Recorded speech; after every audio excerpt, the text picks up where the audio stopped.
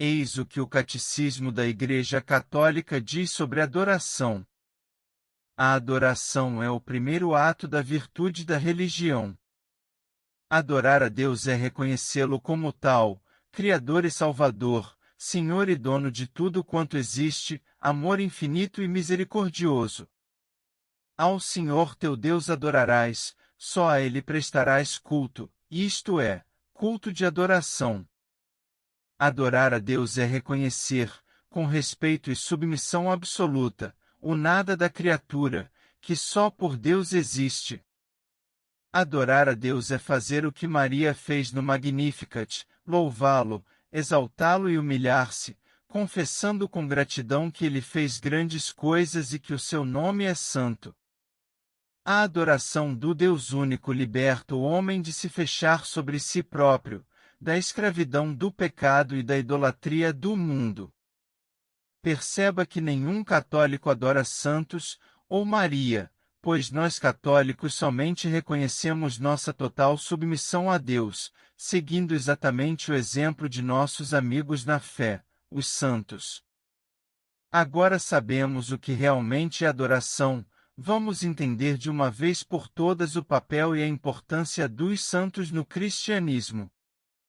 É importante lembrar que sempre rezamos que cremos na comunhão dos santos, isto é, cremos que estamos unidos em um só corpo que é a Igreja, e que somos unidos através de Jesus, nosso único mediador e Senhor.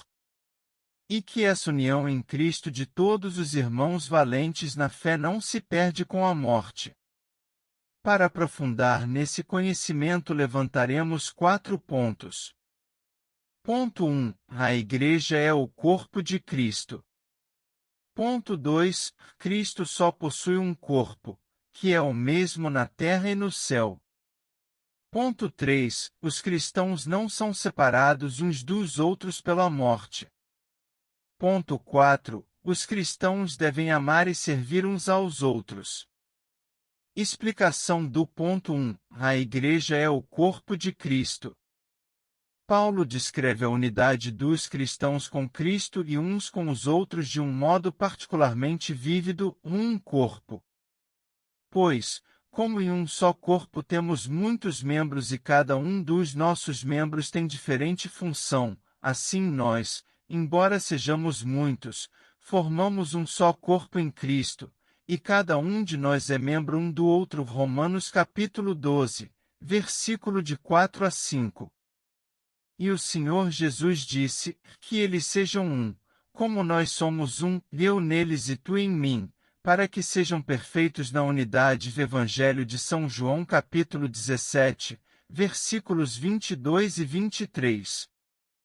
Explicação do ponto 2. Cristo só possui um corpo, que é o mesmo na terra e no céu.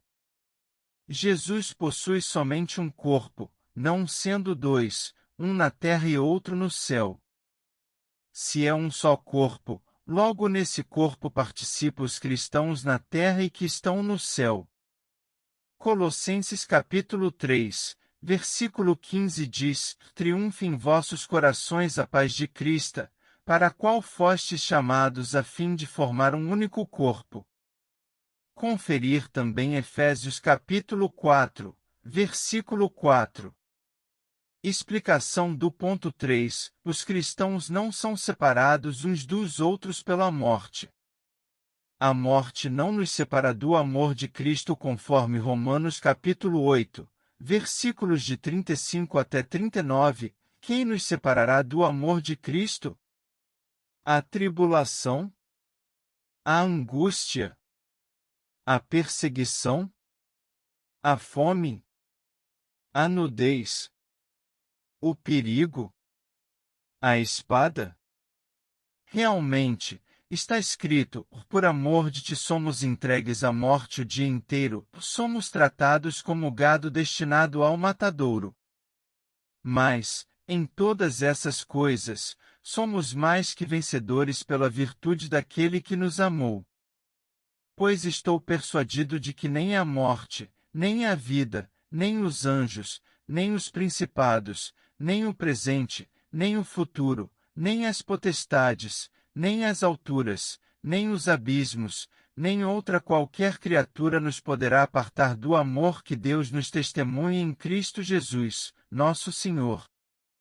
Como através do Espírito Santo derramado no batismo nos tornamos participantes da Igreja, isso é do corpo de Cristo, a morte não nos separa dessa realidade. Explicação do ponto 4. Os cristãos devem amar e servir uns aos outros. Vimos que a morte não nos separa do amor, e o amor de Deus em nós nos leva naturalmente a servir e amar a Deus em primeiro lugar e depois aos irmãos, ao próximo.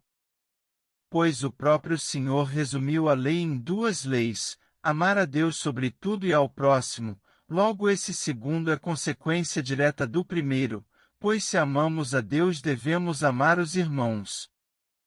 Assim São Paulo diz em sua primeira carta a Timóteo capítulo 2, versículos de 1 a 4, acima de tudo, recomendo que se façam preces, orações, súplicas, ações de graças por todos os homens, pelos reis e por todos os que estão constituídos em autoridade, para que possamos viver uma vida calma e tranquila, com toda piedade e honestidade.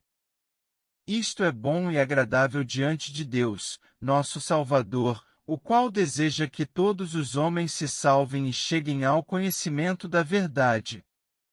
Perceba que Paulo escreveu isso antes de afirmar que há somente um mediador entre Deus e os homens, por isso fica evidente que as orações pelos demais, ou seja, a intercessão, não exclui a intermediação única de Jesus, pois se oramos pelos outros, oramos com a graça de Jesus e por Jesus, assim fazem nossos irmãos do céu por nós, eles oram por nós seguindo o que Paulo disse a Timóteo.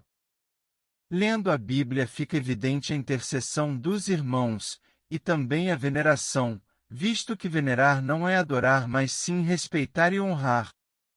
E vemos que no livro de Hebreus, no capítulo 11 inteiro é mostrado as virtudes heróicas dos santos do Antigo Testamento, Abraão, Noé, Sara, Moisés, Sansão e muitos outros, e logo em seguida no capítulo 12 de Hebreus versículo 1 diz o seguinte: Desse modo, cercados como estamos de uma tal nuvem de testemunhas, desvencilhemo-nos das cadeias do pecado. Corramos com perseverança ao combate proposto, com o olhar fixo no autor e consumador de nossa fé, Jesus. Observe que os santos do Antigo Testamento são chamados de testemunhas, como uma nuvem que nos rodeia, como se estivessem na arquibancada torcendo pela nossa vitória no estádio, enquanto seguimos os seus passos. Essa metáfora vem da corrida a pé helênica, que era um esporte com muitos espectadores no século I. O escritor compara a vida mortal à corrida espiritual que devemos correr, lutando para ganhar a coroa da salvação. Assim o texto nos mostra que devemos louvar as virtudes daqueles que correram a corrida espiritual antes de nós, e lembrar que os santos estão vendo através da graça de Deus a nossa corrida. Assim devemos imitar as virtudes de nossos irmãos mais velhos que são os santos que alcançaram a glória. Hebreus capítulo 13 versículo 7 Lembrai-vos de vossos guias que vos pregaram a palavra de Deus. Considerai como souberam encerrar a carreira. E imitai-lhes a fé. Primeira carta aos Coríntios capítulo 11 versículo 1 Sede meus imitadores, como eu o sou de Cristo. Assim, meus irmãos, vemos que a comunhão dos santos é algo belíssimo, que Cristo tem somente um corpo e que todos estamos unidos através da graça de Deus.